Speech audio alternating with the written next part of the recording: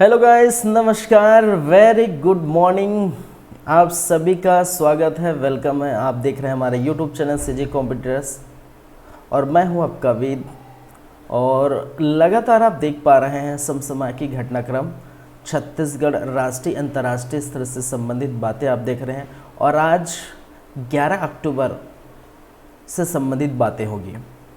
11वीं क्लास में 11 अक्टूबर से संबंधित बातें होंगी। चलिए तो क्लास को स्टार्ट करते हैं और सबसे पहले देखते हैं छत्तीसगढ़ से संबंधित करंट अफेयर्स।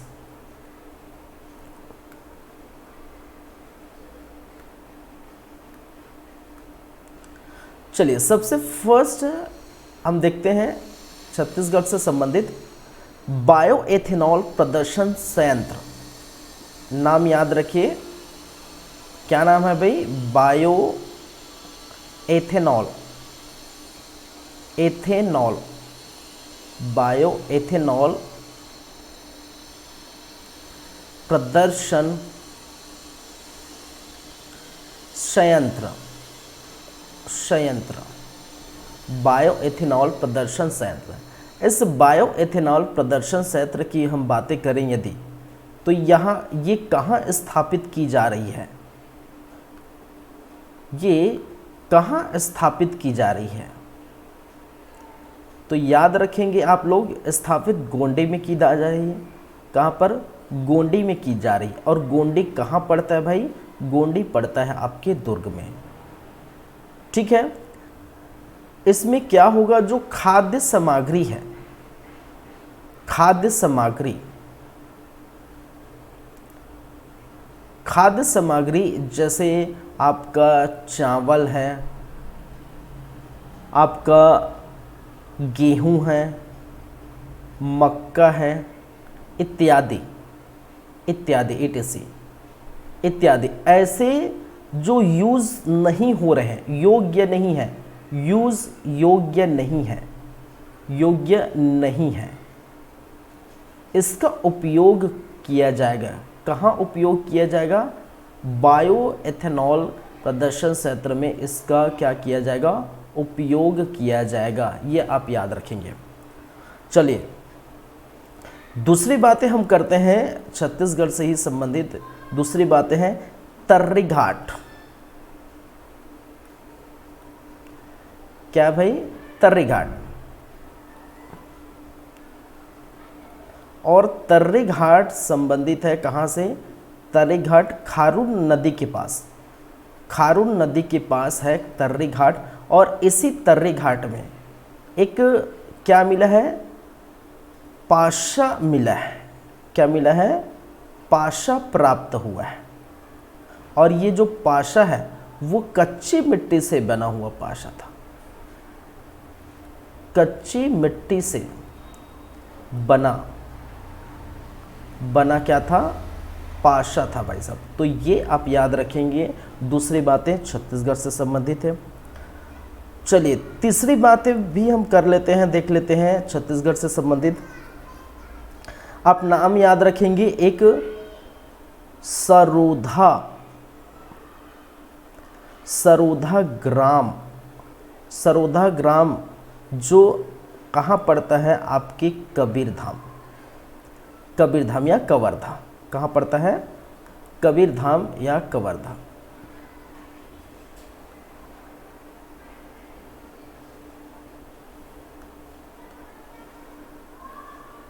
कबीरधाम। अब ये जो सरोधा ग्राम है जो कबीरधाम में पड़ता है, इसकी क्या बातें हैं? तो इसको अगर बात करें इसकी, तो यहाँ याद रखिए, यहाँ कहने का मतलब इसको सर्वश्रेष्ठ पर्यटन ग्राम पुरस्कार से नवाजा गया है। किससे नवाजा गया? अभी इसको अवार्ड मिला है सर्वश्रेष्ठ पर्यटन ग्राम पुरस्कार। क्या है?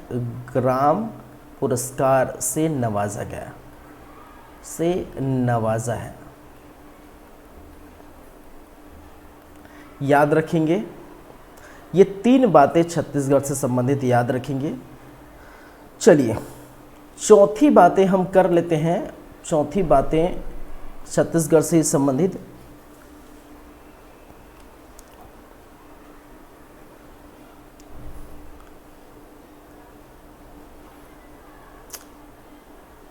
छत्तीसगढ़ याद रखेंगे, छत्तीसगढ़ राज्य कृषि विपणन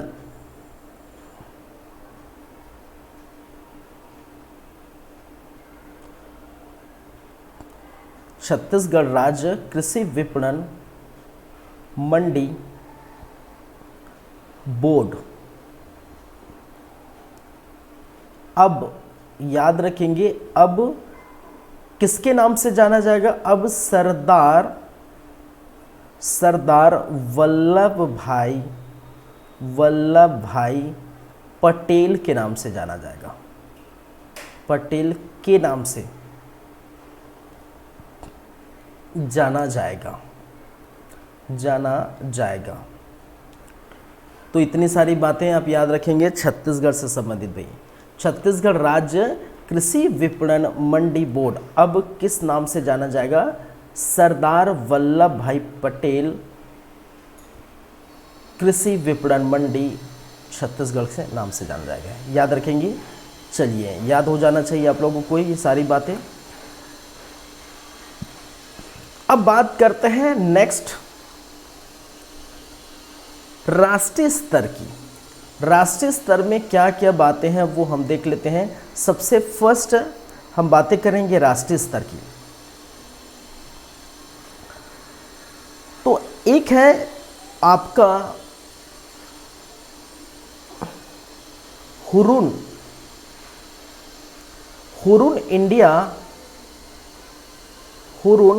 इंडिया रिच लिस्ट 2023। ठीक है, हुरून इंडिया रिच 2023। देखिए इन्होंने क्या किया है, हुरून इंडिया रिच 2023। अब यहाँ पर बात करें यदि, तो ये है क्या चीज़, अमीरों की लिस्ट जारी की है। हुरून ने क्या किया है, अमीरों की लिस्ट जारी की है। और इस लिस्ट में सबसे पहले नंबर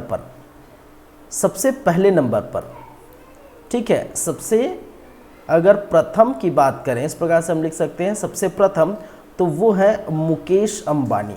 क्या है भाई? मुकेश अंबानी। ठीक है। दूसरे नंबर पर यदि हम बात करें तो अडानी साहब हैं, और मुकेश अंबानी जी अडानी को पछाड़कर क्या किए हैं, पहले नंबर पर पहुंच गए हैं। ठीक है, क्या है, अडानी। तीसरे नंबर पर यदि हम बात करें तो पूनावाला साहब। तो याद रखें मुकेश अंबानी के बारे में, अमीरों में सबसे अमीर, ठीक है, भारत के क्या है भाई, सबसे अमीर जो रिलायंस इंडस्ट्री के मालिक हैं, भारत के सबसे अमीर व्यक्ति बने और वो अडानी को पछाड़कर बने। पहले अडानी थे, अब Hurun India rich list 2023 announcement हो चुका है और इसमें प्रथम मुकेश अंबानी है, द्वितीय स्थान पर आपका है अडानी साहब और तृतीय स्थान पर पूनावाला। चलिए, क्लियर है बातें, आगे बढ़ते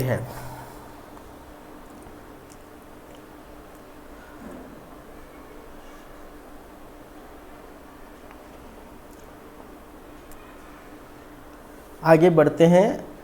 अभ्यास चक्रवात, याद रखिएगा, अभ्यास चक्रवात, ठीक है, अभ्यास चक्रवात, ठीक है। और अभ्यास चक्रवात की यदि हम बातें करें तो अभ्यास चक्रवात कहाँ आयोजित हुआ था?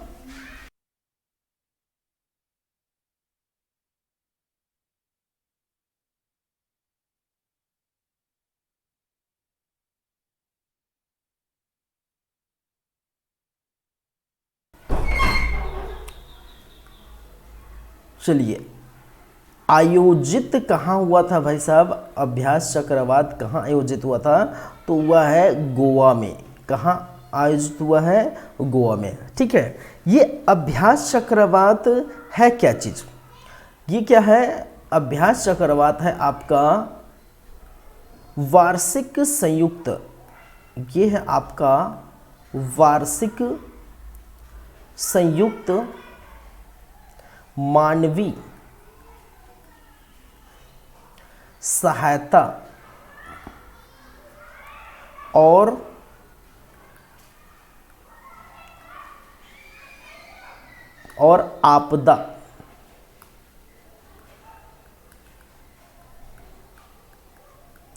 आपदा राहत। ठीक है, तो भाई वार्षिक संयुक्त मानवीय सहायता आपदा राहत के अंतर्गत एक अभ्यास चलाया गया और उस अभ्यास का नाम है चक्रवात। और जो कहाँ आयोजित हुआ? याद रखेंगे, गोवा में आयोजित हुआ। कहाँ आयोजित हुआ भाई? गोवा में आयोजित हुआ। चलिए, क्लियर है? दो बातें क्लियर है इससे संबंधित।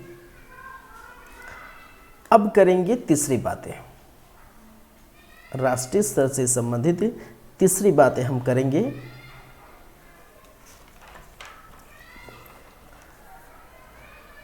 विशेष स्वच्छता अभियान।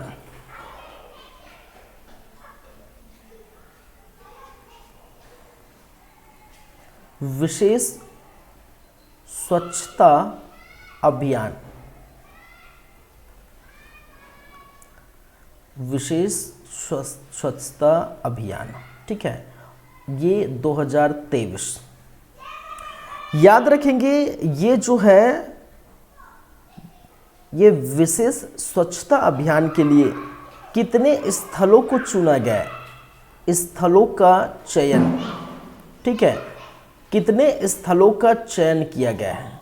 तो याद रखें 449 स्थलों का चयन, स्थलों का चयन। हम ऐसे लिख सकते हैं, कितने? 449 स्थलों का चयन किया गया है। और ये किसके द्वारा किया जाएगा? विशेष स्वच्छता अभियान 2023। याद रखिए, किसके द्वारा आयोजित की जाएगी? तो संस्कृति मंत्रालय।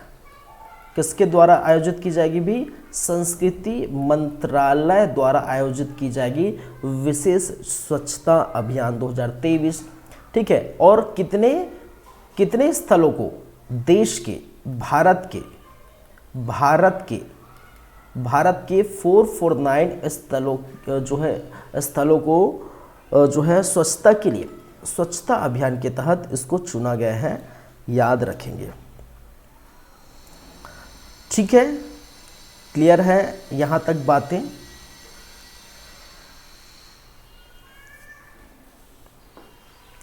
एक और देख लेते हैं, चौथे नंबर पर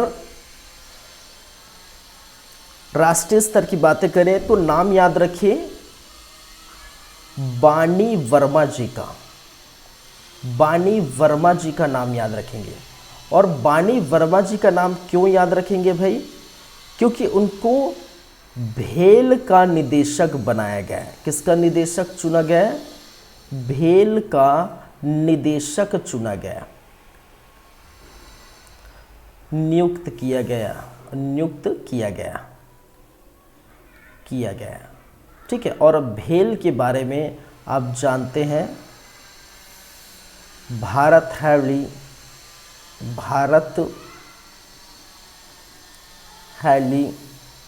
electrical limited.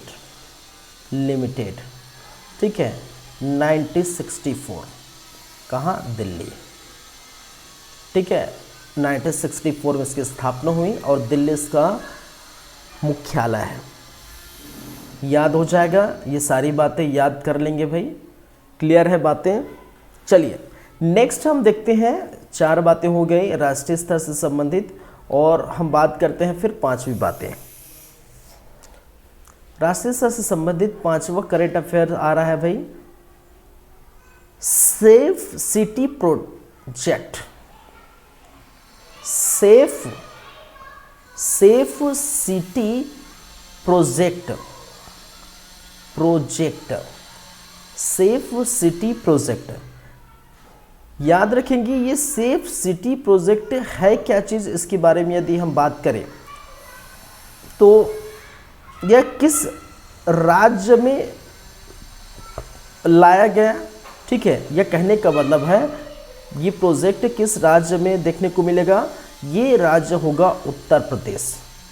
Uttar Pradesh, UP, Uttar Pradesh में सेफ सिटी प्रोजेक्ट लाया गया।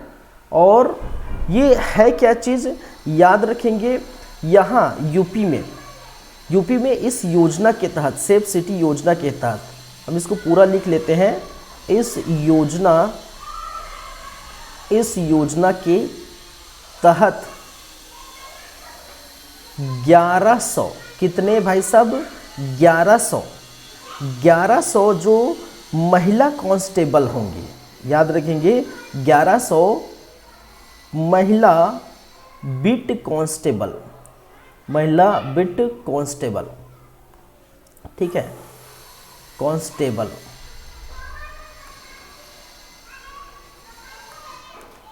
कांस्टेबल 1100 बिट महिला कांस्टेबल को कितने, 3000, कितने भाई साहब, 3000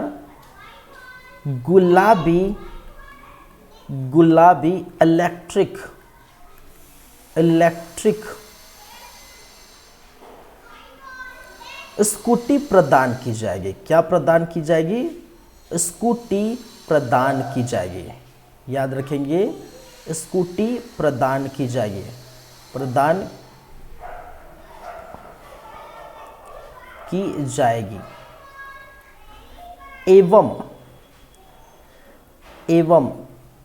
एवं याद रखेंगे, एवं पिंक बूथ का भी स्थापना की जाएगी। पिंक बूथ की भी स्थापना की जाएगी, ठीक है। तो ये इस प्रकार से स्टेटमेंट के जो है आधार पर इसको याद रखेंगे, जाएगी। और ये कितने चरण में जो है प्रोजेक्ट देखने को मिलेगा, प्रोजेक्ट जो होगा, प्रोजेक्ट के 3 चरण होंगे। कितने चरण होंगे भाई साहब, 3 चरण होंगे। इस प्रोजेक्ट के कितने चरण होंगे, 3 चरण होंगे। इस 3 चरण में अभी पहला ही चरण स्टार्ट हुआ, पहला ही चरण क्या होगा, स्टार्ट होगा। और इस पहले चरण में जो सिलेक्ट किया है वो विश्व धार्मिक स्थलों की बात, विश्व धार्मिक स्थलों का चयन किया है। और 17 नगर निगम का चयन किया है। उत्तर प्रदेश के विश्व धार्मिक स्थल और 17 नगर निगम का चयन किया है, ठीक है। याद रखेंगे पहले चरण में विश्व धार्मिक स्थान और जो है 17 नगर निगम का चरण जो है चयन किया है, कितने, पहले चरण में, सेल्फ सिटी प्रोजेक्ट में। और ये कहाँ पर है, उत्तर प्रदेश में है। याद रखेंगे लाया गया है। और ये 1100 महिला बिट कांस्टेबल को कितने, 3000 गुलाबी पिंक इलेक्ट्रिक गाड़ी, क्या, स्कूटी प्रदान की जाएगी। एवं पिंक बूथ की भी स्थापना की जाएगी। और ये 3 चरण होंगे इसमें। और 3 चरण में प्रथम चरण में 20 धार्मिक स्थल और 17 नगर निगम शामिल है, ठीक है। याद रखेंगे, क्लियर है ये सारी बातें, 5 बातें क्लियर है भाई। राष्ट्रीय स्तर से फिर हम छठी जो है बातें करते हैं, छठा करंट अफेयर देखते हैं। याद रखेंगे गंगा डॉल्फिन, ठीक है, गंगा डॉल्फिन। ये गंगा जो डॉल्फिन है वो क्या है, गंगा में पाए जाने वाले, ठीक है, क्या है, एक डॉल्फिन है, एक प्रकार का जली जीव, गंगा नदी पर पाया जाने वाला जली जीव है। याद रखिए ये क्या है, गंगा नदी पर पाए जाने वाला, पाया जाने वाला क्या है, ये जलीय जीव है। क्या है भाई, जलीय जीव है, याद रखेंगे, जलीय जीव है। ठीक है। और इस जलीय जीव जो गंगा डॉल्फिन को, याद रखेंगे, कौन सी सरकार, यूपी सरकार, उत्तर प्रदेश की जो सरकार है, ठीक है, कौन सी सरकार, उत्तर प्रदेश ने इनको राज्य जलीय जीव घोषित किया है। क्या है, अब ये राज्य के जलीय जीव के रूप में इनका नाम लिया जाएगा। राज्य जलीय जीव घोषित किए हैं, घोषित किया है। कौन घोषित किया भाई, यूपी। राज्य जलीय जीव किन्होंने घोषित किया है, उत्तर प्रदेश ने। किसको भाई, गंगा डॉल्फिन को। किनको, गंगा डॉल्फिन, जो गंगा नदी पर पाए जाने वाला जलीय जीव है। इस गंगा डॉल्फिन को उत्तर प्रदेश सरकार ने इनको राज्य जलीय जीव घोषित किया है, ये याद आप रखेंगे। ठीक है, चलिए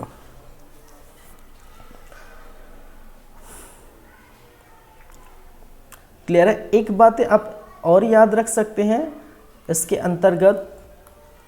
अंतर्गत एक बातें और याद रख सकते हैं। 2009 में, याद रखने वाली बात ये भी है, याद रख सकते हैं 2009 में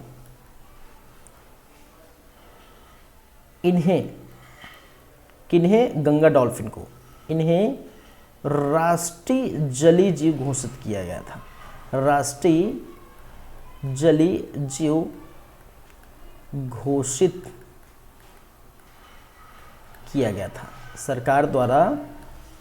ठीक है, ये क्या घोषित किया गया था भाई, 2009 में इन्हें राष्ट्रीय जलीय जीव घोषित किया गया था, ये आप याद रखेंगे।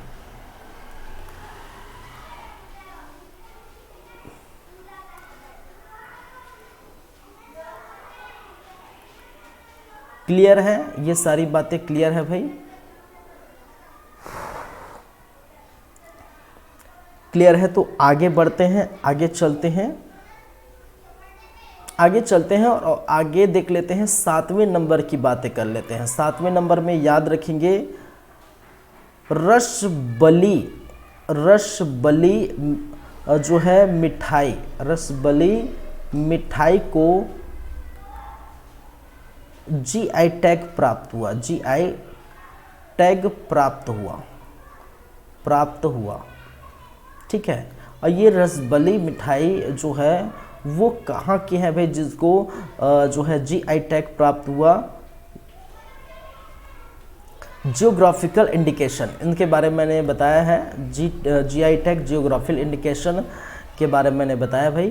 तो ये कहाँ का है, किस राज्य का जो है ये मिठाई है, रसबली मिठाई। तो याद रखिए ये जो है किस राज्य के हैं, उड़ीसा राज्य के हैं। उड़ीसा के रसबली मिठाई को जीआई टैग प्राप्त हुआ है, आप ये भी याद रखेंगे। तो ये सब बातें आपको क्लियर होनी चाहिए। चलिए, तो छत्तीसगढ़ के स्तर से, राष्ट्रीय स्तर से हम सारी बातें कर चुके हैं। अब आएगा अंतर्राष्ट्रीय स्तर की बातें।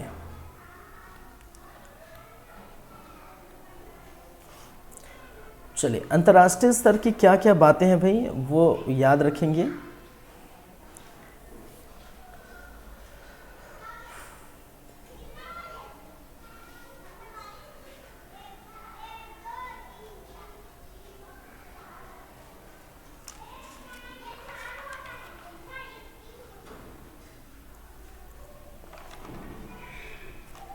सबसे पहली बात है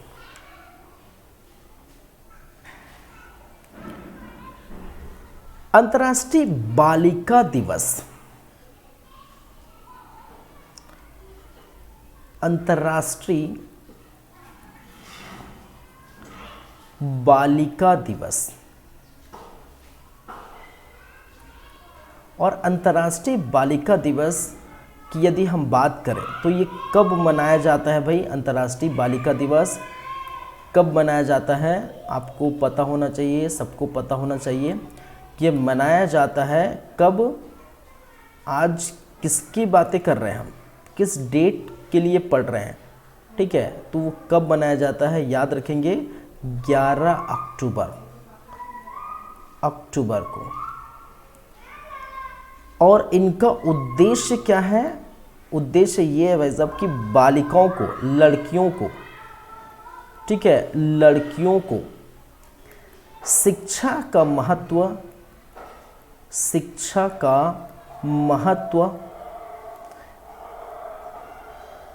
उनके अधिकारों,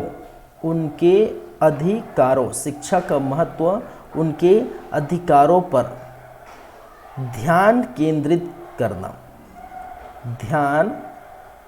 ध्यान केंद्रित करने के उद्देश्य से करना ही इनका उद्देश्य है अंतर्राष्ट्रीय बालिका दिवस। एक ये भी याद रख सकते हैं जो है इस समय का विषय क्या है, विषय कब की बात कर रहे हैं, 2023 का। 2023 को 11 अक्टूबर को मना चुका है, ठीक है, क्या मना चुका है भाई, आपका अंतर्राष्ट्रीय बालिका दिवस। तो इस समय का विषय क्या रहा है, तो याद रहेंगे इस समय का विषय है इवेंट्स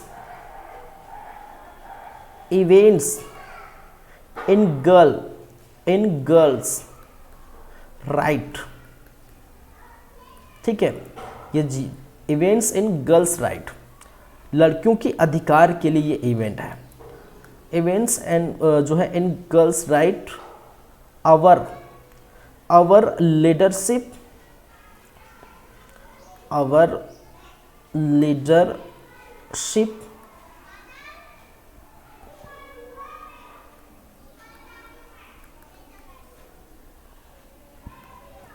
our well-being, ठीक है, events in girls right, our leadership, our wellbeing, याद रखेंगे इस अंतर्राष्ट्रीय बालिका दिवस का विषय है। और आपको ये भी याद रखना है, विशेष बातें यहाँ पर मैं लिख देता हूँ, विशेष बातें इससे संबंधित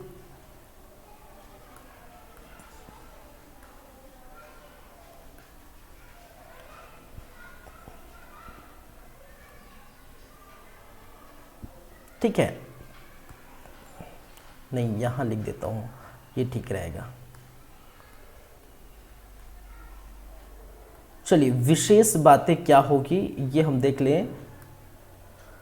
तो याद रखेंगे 19 दिसंबर 2011 को किसने, संयुक्त राष्ट्र महासभा ने क्या किया था, संयुक्त राष्ट्र महासभा ने 11 अक्टूबर को बालिका दिवस मनाने की घोषणा की थी। बालिका दिवस मनाने की घोषणा की, याद रखेंगे ये बातें। मैंने क्या कहा भाई, एक बार रिपीट कर देता हूँ फिर से, मैंने क्या कहा कि अंतर्राष्ट्रीय बालिका दिवस के बारे में हम बात कर रहे हैं। ये पहली बात है कब मनाया जाता है, तो ये मनाया जाता है 11 अक्टूबर को। और ये मनाने के पीछे, ठीक है, एक विशेष बातें हैं कि 19 दिसंबर सन 2011 को संयुक्त राष्ट्र महासभा ने 11 अक्टूबर को ये बालिका दिवस मनाने की जो है घोषणा की थी। इसलिए प्रति वर्ष 11 अक्टूबर को अंतर्राष्ट्रीय बालिका दिवस मनाया जाता है, जिसका उद्देश्य है लड़कियों को उसको शिक्षा के महत्व और उनके अधिकारों पर ध्यान केंद्रित कराना है।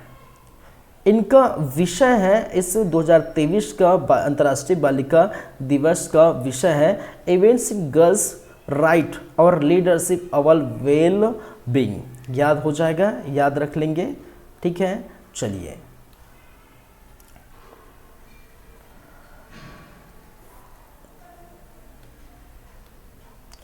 नेक्स्ट हम चलते हैं दूसरे नंबर की बात करते हैं। याद रखेंगे हुश, या जिसे हम इंग्लिश में इसको लिख सकते हैं खुश। और ये खुश है क्या चीज़ भाई, याद रखेंगे ये हुश, ये नाम क्या, एक नाम है। किसका नाम है? ट्रेन का नाम है। एक क्या है? ट्रेन है। ट्रेन है या बोल सकते हैं रेल है।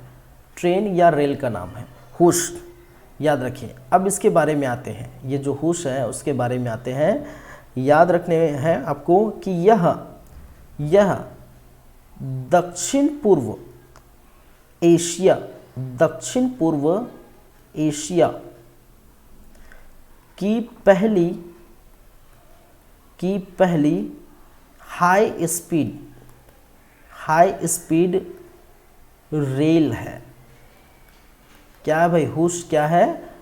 ठीक है, यह एशिया की पहली हाई स्पीड ट्रेन है। दक्षिण पूर्व एशिया की पहली हाई स्पीड क्या है?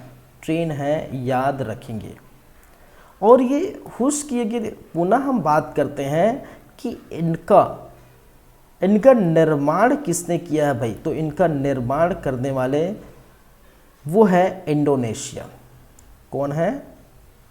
इंडोनेशिया।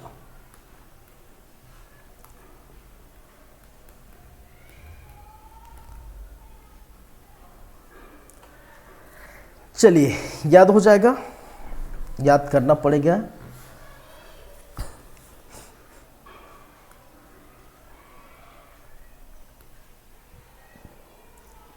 थर्ड नंबर पर आते हैं ADIPEC। इसके फुल फॉर्म की अगर हम बात करते हैं तो A4, ठीक है, AD for Abu Dhabi international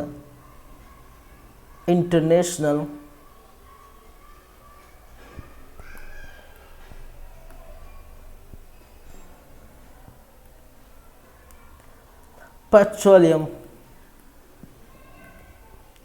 exhibition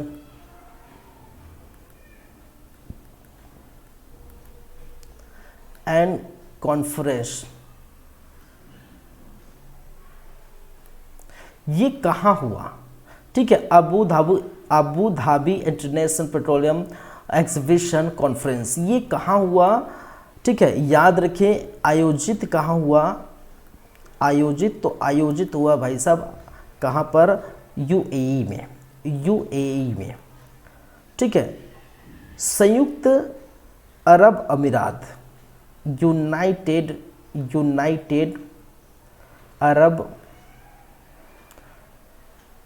अमीरात, या जिसे हम कहते हैं, क्या कहते हैं? संयुक्त अरब अमीरात। यहाँ पर क्या हुआ? ठीक है, ये आयोजित हुआ, याद रख लेंगे। चलिए, 3 बातें हो गई। चौथी बातें हम करते हैं, किससे संबंधित है? अंतर्राष्ट्रीय स्तर से संबंधित चौथी बातें। नाम आपने सुने होंगे ग्रेट बैरियर रीफ। ठीक है, ग्रेट बैरियर रीफ, प्रवाल भित्ति, ग्रेट बैरियर रीफ। और ये ग्रेट बैरियर रीफ ये कहाँ है भाई? याद रखेंगे। ठीक है, ये है आपके ऑस्ट्रेलिया में। ऑस्ट्रेलिया कहाँ है? ये ऑस्ट्रेलिया में है। और इसी ग्रेट बैरियर रीफ को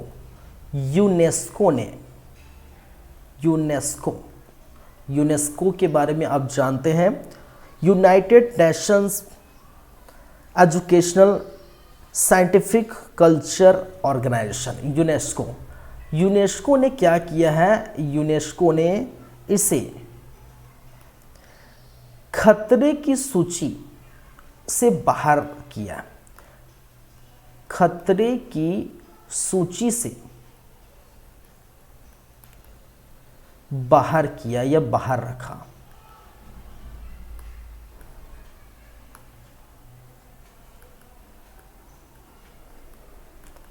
ठीक है, खतरे की सूची से बाहर किया यूनेस्को ने किसको? Great barrier reef. ये कहाँ है? ऑस्ट्रेलिया में है, तो ये याद रखिए। चलिए, पांचवी बातें आप याद रख सकते हैं अंतर्राष्ट्रीय स्तर से।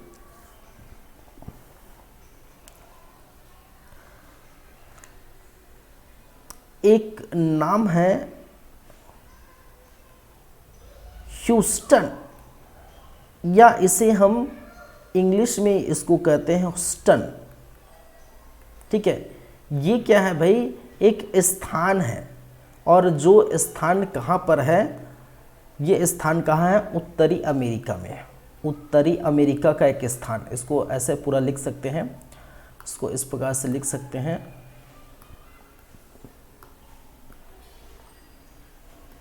उत्तरी अमेरिका का एक स्थान के एक स्थान का नाम है, का नाम है, क्या नाम है आपका? ह्यूस्टन। याद रखिए इस स्थान में हुआ क्या है, तो ये ठीक है, तो याद रखिए यहाँ पर प्रथम, यहाँ पर क्या किया गया भाई? यहाँ पर प्रथम गांधी संग्रहालय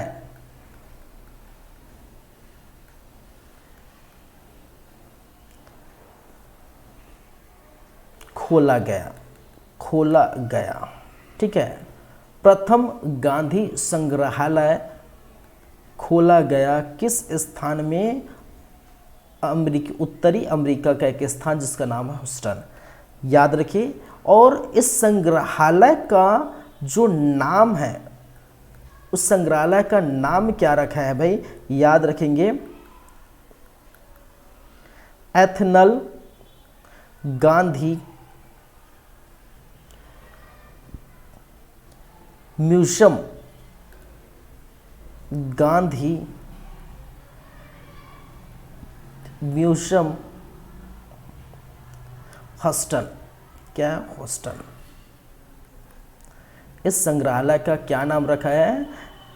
एथनल गांधी म्यूजियम ह्यूस्टन, ये नाम है किसका? इस संग्रहालय का। और ये क्या है? प्रथम गांधी संग्रहालय है। याद रखियो कहाँ पर खोला गया? ह्यूस्टन में। ह्यूस्टन कहाँ पर है? उत्तरी अमेरिका का एक क्या है? एक स्थान का नाम है, तो ये याद रखेंगे। चलिए, और आपको ये भी बताया था मैं इसके पहले कहने का मतलब है कुछ दिन पहले मैंने ये भी बताया था कि स्टैच्यू ऑफ इक्वालिटी, ठीक है, समानता का प्रतीक किसका जो है, आप कमेंट करके बताएंगे किसका स्टैच्यू बनने जा रहा है। ठीक है, उसका अनावरण हो चुका है। ठीक है, आई थिंक होने वाला या हो चुका है, आई थिंक 14 तारीख को होने वाला है, या ध्यान नहीं, लेकिन याद रखें। ठीक है, स्टैच्यू ऑफ इक्वालिटी मानवता का प्रतीक। ठीक है, और ये कहाँ बनाया जा रहा है? एक बन गया है जिसका अनावरण होने जा रहा है, वो आप याद रखेंगे। ठीक है, और मुझे कमेंट करेंगे। चलिए, मैं बता चुका हूँ। ठीक है, तो किसका मूर्ति लगने वाला है और कहाँ पर, ये कमेंट करेंगे। चलिए, ठीक है, स्टैच्यू ऑफ इक्वालिटी।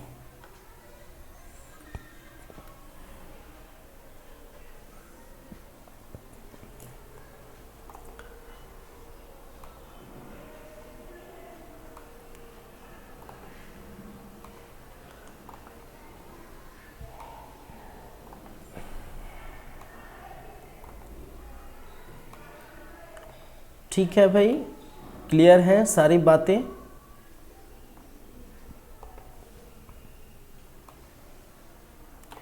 तो आज की क्लास में हम इतना ही देखेंगे, इतना ही हम पढ़ेंगे भाई, और 5 मिनट देख लेते हैं, रिवीजन कर लेते हैं कि हमने क्या क्या देखे आज की क्लास में। तो सबसे पहला छत्तीसगढ़ से संबंधित था।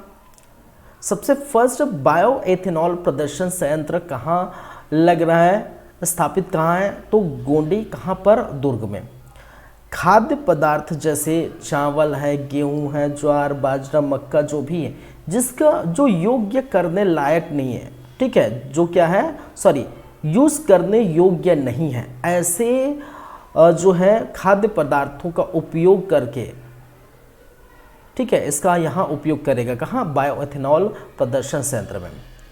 दूसरी बातें मैंने की, तर्रे घाट जो, ठीक है, तर्रे घाट खारून नदी के तट पर है और खारून नदी के तट पर तर्रे घाट है और यहीं पर पाशा प्राप्त हुआ है, कच्ची मिट्टी से बना पाशा प्राप्त हुआ है।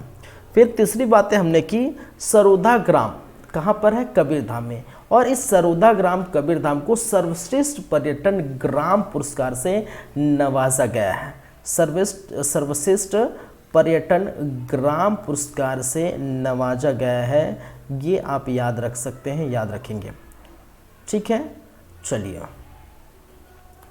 फिर छत्तीसगढ़ राज्य कृषि विपणन मंडी बोर्ड अब किस नाम से जाना जाएगा भाई, अब जाना जाएगा आपके किस नाम से, सरदार वल्लभ भाई पटेल के नाम से जाना जाएगा।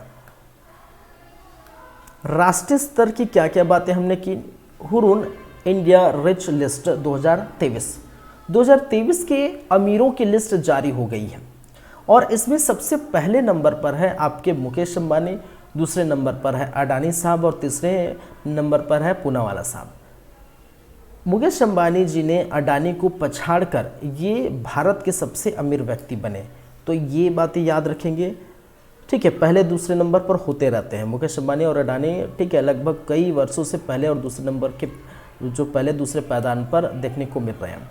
चलिए, सेकंड हमने देखे अभ्यास चक्रवात, ये वार्षिक संयुक्त मानवीय सहायता और आपदा राहत से संबंधित है, अभ्यास चक्रवात, और ये आयोजित कहाँ हुआ है, ये गोवा में आयोजित हुआ है। ये बातें याद रखेंगे, कहाँ आयोजित हुआ भाई, आयोजित हुआ है आपके गोवा में। विशेष स्वच्छता अभियान, ठीक है, याद रखेंगे, विशेष स्वच्छता अभियान। चलिए,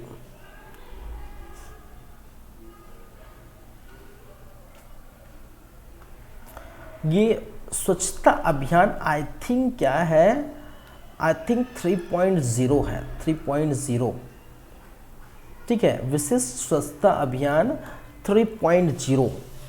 स्थलों का चयन किया गया है, कितने स्थलों का, 449 स्थलों का चयन किया गया, किसके द्वारा, संस्कृति मंत्रालय द्वारा, ठीक है। तो स्वच्छता अभियान के लिए 449 स्थलों का चयन किया गया है, याद रखेंगे। वाणी वर्मा जी के बारे में याद रखेंगे, इनको भेल का निदेशक नियुक्त किया है। भारत हैवी इलेक्ट्रिकल लिमिटेड का जो है निदेशक किसको नियुक्त किया गया है, वाणी वर्मा जी को। चलिए नेक्स्ट, 5वें नंबर पर हमने देखे सेफ सिटी प्रोजेक्ट, ये किस राज्य में स्थापित हुआ है या प्रोजेक्ट किस राज्य में लाया गया है, ये उत्तर प्रदेश में लाया गया।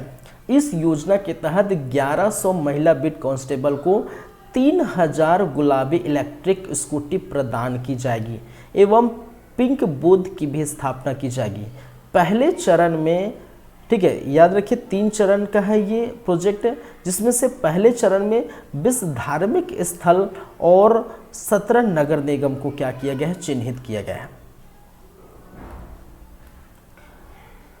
फिर 6ठे नंबर पर हमने देखे गंगा डॉल्फिन। गंगा डॉल्फिन क्या है, गंगा नदी पर पाया जाने वाला एक जलीय जीव है डॉल्फिन, इसी को हम कहते हैं गंगा डॉल्फिन। इस गंगा डॉल्फिन को उत्तर प्रदेश सरकार ने क्या किया है, राज्य जलीय जीव घोषित किया है, ठीक है। और 2009 में इन्हें सरकार द्वारा राष्ट्रीय जलीय जीव घोषित कर चुका है पहले से, याद रखेंगे। 7वें नंबर पर हमने देखे रसबली मिठाई को GI टैग, जियोग्राफिकल इंडिकेशन, ठीक है। तो GI टैग प्राप्त हुआ है किसको भाई, रसबली मिठाई को। ये कहाँ के हैं, ये उड़ीसा के, ठीक है। जियोग्राफिकल इंडिकेशन याद रखेंगे, GI टैग याद रखेंगे। फिर अंतर्राष्ट्रीय स्तर से हमने क्या क्या बातें की, अंतर्राष्ट्रीय महिला दिवस मनाया गया है। कब मनाया जाता है, प्रतिवर्ष 11 अक्टूबर को, ठीक है। 19 दिसंबर 2011 को संयुक्त राष्ट्र महासभा ने 11 अक्टूबर को बालिका दिवस मनाने की घोषणा की है और उनके बाद लगातार हर वर्ष प्रत्येक वर्ष 11 अक्टूबर को अंतर्राष्ट्रीय जो है बालिका दिवस मनाया जाए। उद्देश्य क्या है? लड़कियों को शिक्षा के क्षेत्र में, उनके अधिकार के क्षेत्र में उनका ध्यान केंद्रित कराना ही इनका उद्देश्य है।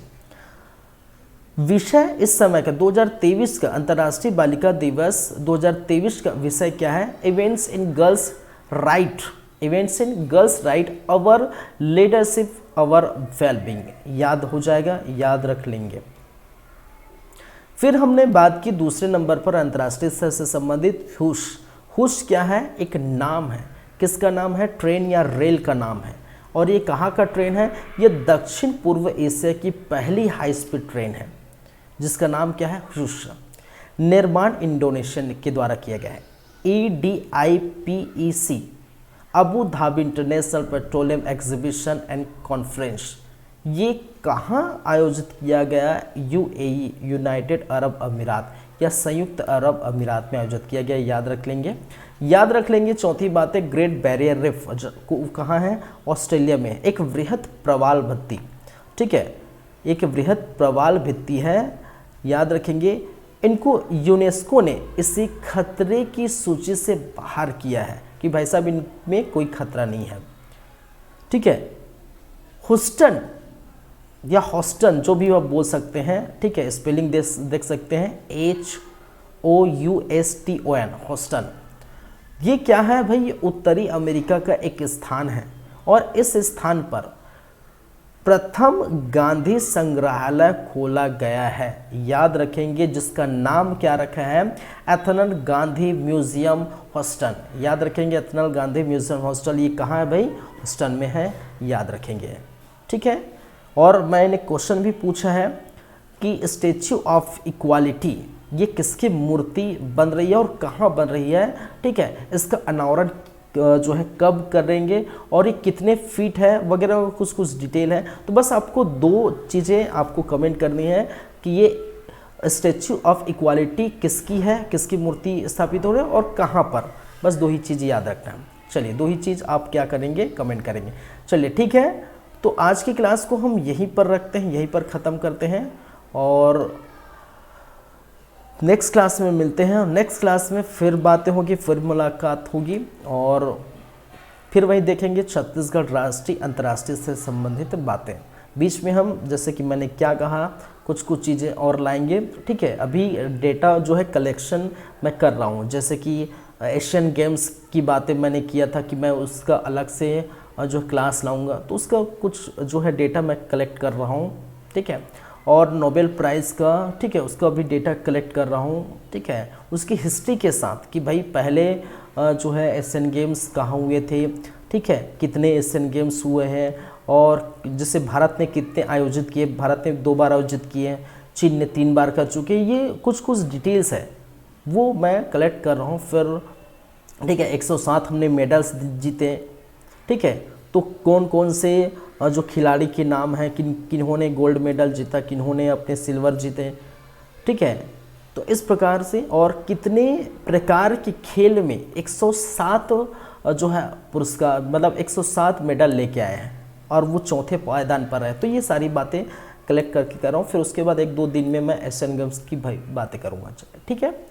चलिए, thank you guys, thank you class. मिलते हैं आप लोगों से फिर और फिर मुलाकात होगी, फिर बातें होगी। धन्यवाद।